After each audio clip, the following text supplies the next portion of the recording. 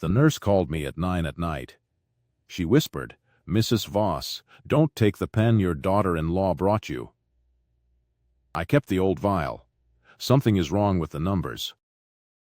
I sat down hard in my kitchen chair. My hands were shaking. What she told me next changed everything. Welcome back to The Forgotten Parent. Grab your coffee, get comfortable. Remember this, the people in these stories had every chance to do right by the ones who raised them. They just chose wrong. Drop a comment, be sure to subscribe. You're going to want to stay till the end. My name is Eleanor Voss. I am 71 years old. I live in a small brick house on Bexley Lane in Asheville, North Carolina. I taught school library science for 34 years. I drive a 2009 Subaru Outback with 200,000 miles on it. There's a bumper sticker on the back. It says, "I'd rather be reading." I still wear my late husband's gray cardigan most mornings. Walter died 6 years ago. The sweater still smells a little like his pipe tobacco if I hold it right. People see me at the grocery store and think, sweet old librarian. Harmless, soft. They are wrong about the soft part. I raised 2 boys mostly alone. Walter got sick when the boys were still in middle school, not the illness that took him at the end. A different one, years earlier. A collapse at work that turned into 8 months of hospitals and specialists and a diagnosis nobody could pin down for a long time. I worked the library by day. I sat by his bed most nights. I packed 2 lunches every morning before 6 in a kitchen that smelled like coffee and fear in equal measure. Walter pulled through that one. He always said I was the reason. I never fully believed him, but I let him say it because it made him happy, and because some part of me knew it was at least a little bit true. You don't raise 2 boys through a scare like that and come out the other side soft. You come out quiet. There's a difference, and it matters to this story. I have type 2 diabetes. I've managed it for 11 years. I know my numbers better than I know my own phone number. Remember that. My younger son, Tyler, married a woman named Brianna 4 years ago. Brianna is polished. She gets her highlights done every 6 weeks. She posts pictures of herself doing yoga on a dock she does not own. She calls me Mom Eleanor in a voice that sounds like she's reading it off a card. I never loved the way she said it. Something in my stomach always shifted when she used it. I noticed small things long before any of this started. At Thanksgiving 2 years ago, Brianna asked me, almost offhand, over the cranberry sauce, whether Walter and I had done a trust or just a will. I told her a will, simple as that, done decades ago. She nodded and changed the subject fast, but she brought it up again 3 months later, differently, as if she'd forgotten she already asked. I noticed. I filed it away and said nothing. That's the thing about the ones circling you. They rarely come at you straight. They come at you sideways, again and again, testing which angle finally gets an answer. 6 months ago, Tyler and Brianna started coming around more. That should have made me happy. It didn't feel right. It felt careful. Rehearsed, Brianna started asking about my house. Not in an ugly way. In a soft way. Have you thought about downsizing, Mom Eleanor? This house is so much for one person. I said I liked my house. She smiled and dropped it. She kept circling back to it, every visit, a little differently each time. Then I started having episodes. The first one happened on a Tuesday. I was in my kitchen making tea. I suddenly felt shaky, sweaty, confused. My hands wouldn't work right. I checked my blood sugar. It read 41. That is dangerously low. I hadn't changed my insulin dose. I hadn't changed my diet. I called Tyler. Brianna answered his phone. She got me orange juice fast. She was so kind about it, so attentive that I thought, well, thank God she was here. 3 weeks later it happened again. Same thing, sweating, shaking, my mind going soft at the edges. This time I was alone. I called 911 myself. I remember the paramedic's face when he read the glucose meter. He looked at me and said, "Ma'am, Have you been taking extra insulin? I told him no. I told him I take exactly what my doctor prescribed. He wrote something down and didn't argue with me. I saw the look he gave his partner, though. I've read enough looks in 34 years of dealing with school administrators to know what that one meant. After the second episode, Brianna started coming to help manage my medications. She bought me a nice new insulin pen. Sleek, modern, she said the old vials were old-fashioned and hard for me to measure right at my age. I should have asked more questions right then. I didn't. I trusted her. That is the part that still makes me angry at myself, even now. The episodes kept happening. Once a week, sometimes twice. Each time I got weaker. Each time Brianna was the one who found me, or called it in, or drove me to urgent care herself, telling the doctors, "She's been getting confused lately. We're worried about her living alone." I heard her say the word confused to a nurse once, in a hallway, thinking I couldn't hear. She said it the way you'd describe weather. Casual, certain, like she'd already decided. That was the thick, heavy, wrong kind of silence. The kind where your gut knows something your mind hasn't caught up to yet. 3 months into this, Tyler sat me down at my own kitchen table. He told me, gently, that he and Brianna thought it might be time to talk to a lawyer about getting some legal protections in place. He called it a guardianship, just to be safe. He said Brianna had already found a good attorney. He said it like a gift he was giving me. I said I wanted to think about it. Brianna smiled at me from across the table, the same practiced smile, and said, "Of course, Mom Eleanor, no rush. We just love you and want you safe." I went to bed that night and did not sleep. Something in me had gone very, very quiet. Not scared quiet. Calculating quiet. The next morning I called my oldest friend Ruth Pemberton. Ruth and I have known each other since 1974. Ruth's husband was a pharmacist for 40 years before he passed. I told her everything. The episodes. The new pen.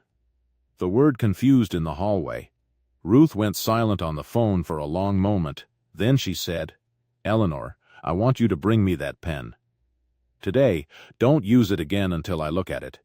I brought it to her that afternoon. Ruth doesn't work at a pharmacy anymore. She still has friends who do. She took one look at the markings on the pen dial and got a strange look on her face. She said, "This isn't dosed the way your prescription reads."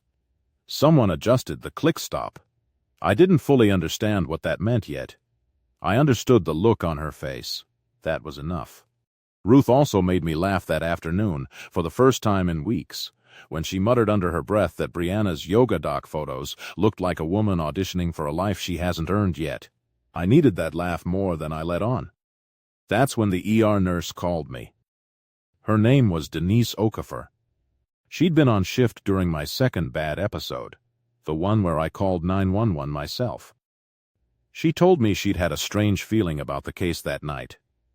She'd kept the used insulin vial from that visit instead of discarding it, tucked away in a locked fridge, because something about the numbers didn't sit right with her. She said hospital policy usually has her discard those. She said she almost did. Something told her not to.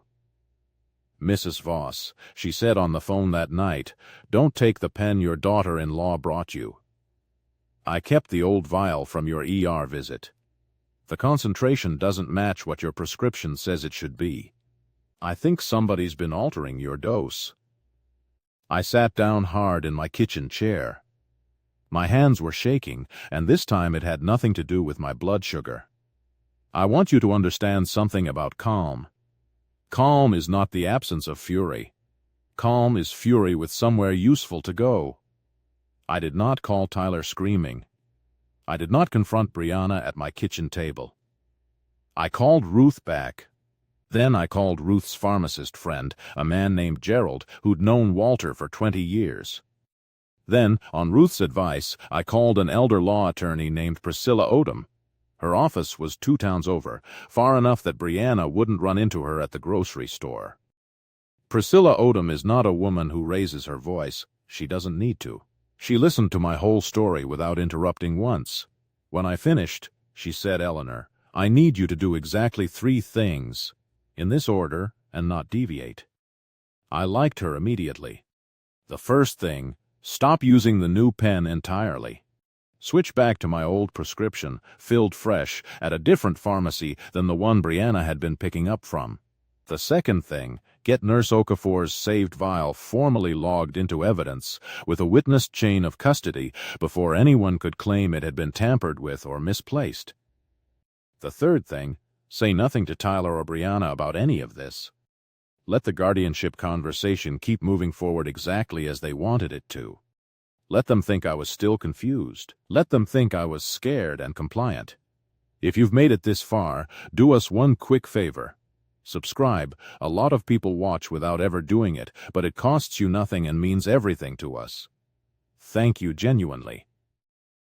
There was one night, about halfway through those 6 weeks, when I almost broke and told Tyler everything. He'd come by alone, without Brianna, and he looked so tired, and so much like the boy who used to fall asleep on my shoulder during Sunday sermons, that I nearly opened my mouth and let the whole thing spill out right there at the table. I didn't. Priscilla had been very clear about what one loose word could cost the case. I sat on my hands, almost literally, and I asked him instead about his job, and I let him talk about something easy for an hour, and I hated every second of staying quiet. I kept a photo of Walter on the counter that whole stretch. Some nights I just looked at it and asked him to help me hold my nerve one more day. For the next 6 weeks, I played a part. I let Brianna keep helping with my medications, but I quietly never touched the tampered pen again. I let Tyler keep talking softly about lawyers and guardianships. I nodded along. I even let them schedule a wellness evaluation with a doctor Brianna picked out herself. A doctor I later learned had a habit of writing convenient reports for exactly this kind of family, and every single one of my episodes stopped. Completely, overnight the moment I quietly went back to my real prescription from a pharmacy Brianna didn't know about, my blood sugar behaved exactly the way it had behaved for 11 stable years. No more shaking. No more confusion. No more 911 calls. I wrote every reading down in a notebook, with the date, the time, and the number, the way Priscilla told me to. 11 weeks of perfect, boring, stable numbers. Meanwhile, Denise Okafor's saved vial went to an independent lab, at Priscilla's request, under a witnessed chain of custody. The lab confirmed what Ruth's pharmacist friend had already suspected. The insulin concentration in that vial did not match my prescription strength. It had been diluted, then in later refills concentrated well past a safe level, in a pattern that lined up almost perfectly with my worst episodes. Priscilla also pulled pharmacy pickup records. I had signed a temporary limited authorization specifically for this investigation. That let her request them under North Carolina law. The records showed Brianna picking up refills for my medication at a pharmacy I had never once used in 11 years of treatment. Never mailed to my house. Picked up in person. Every time. Here is the quotable part. The part I still think about. Priscilla looked across her desk at me and said, "Eleanor, a woman who wants your money waits for you to die. A woman who can't wait arranges the confusion herself." That sentence has stayed with me every day since. The guardianship hearing was scheduled for a Thursday morning in October. Tyler and Brianna arrived at the courthouse looking confident. Brianna wore a soft blue blazer, the kind meant to read as caring and reasonable to a judge. She had prepared a folder of my episodes, neatly printed, time-stamped, each one presented as more proof that sweet, elderly Eleanor Voss could no longer manage her own affairs. Their lawyer stood up first. He walked the judge through 11 weeks of documented medical crises. Confusion, hypoglycemia, repeated ER visits. He said the word concerning 4 times. He said I needed protection. Brianna nodded along the entire time. She dabbed at her eyes once, right on cue. Then it was our turn. Priscilla stood up slowly. She didn't raise her voice. She placed 3 things on the evidence table, one at a time, with long pauses between each. The lab report on the tampered vial. The pharmacy pickup logs with Brianna's signature, at a pharmacy I'd never once visited myself. And my notebook. 11 straight weeks of stable, healthy glucose readings every single day, starting the exact week I quietly stopped using the pen Brianna had given me. I watched Brianna's face while Priscilla laid it out, piece by piece. I watched the color drain out of it slowly, like someone had opened a valve behind her eyes. Tyler's face did something different. His went from confusion to disbelief to something that looked like the floor had opened under his own chair. The judge asked Brianna directly why she had been picking up my prescriptions from a pharmacy I'd never used. Brianna's mouth opened. Nothing useful came out. She said something about convenience. The judge did not look convinced.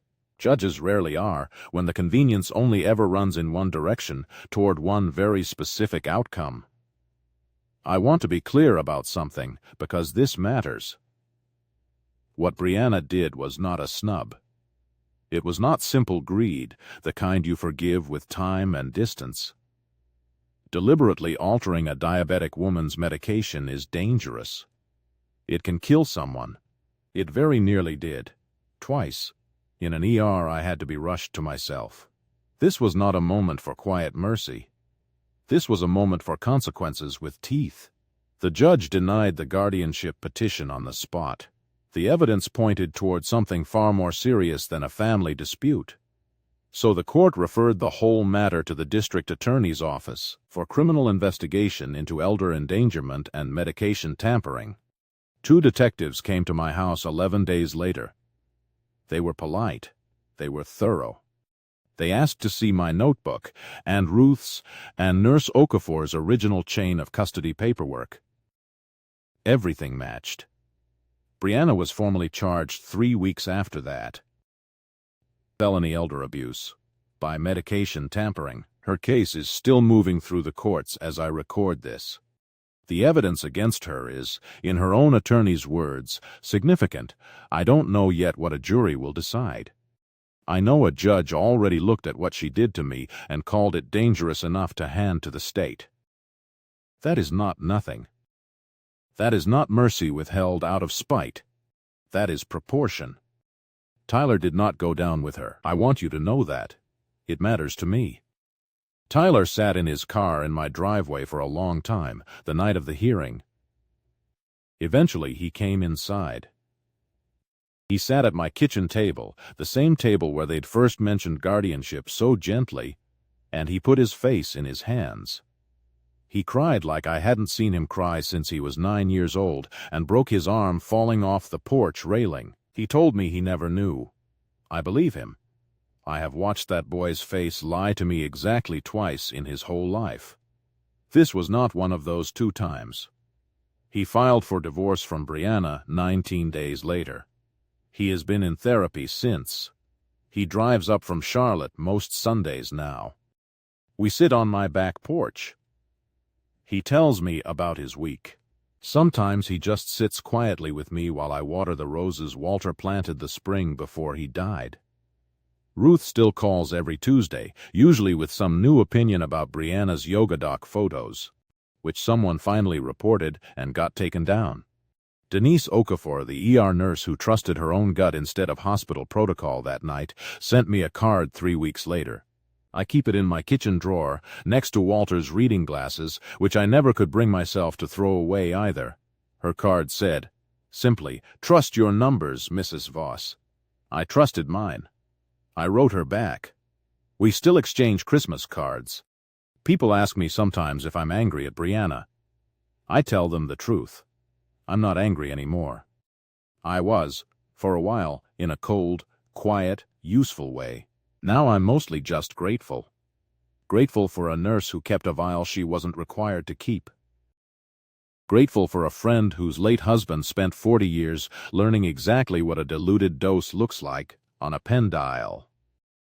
Grateful I trusted my own body's numbers over a young woman's soft, practiced voice telling me I was confused. I want to say one more thing directly to you. Maybe something in your gut has been telling you a family member's help doesn't quite add up. Write your numbers down.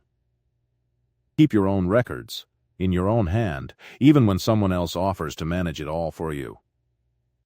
The people who genuinely love you will never mind you keeping your own notebook.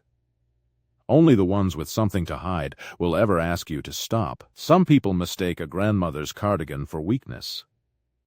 I have found, at 71, that the softest-looking people are often just the ones who learned a long time ago that calm gets you further than shouting ever could.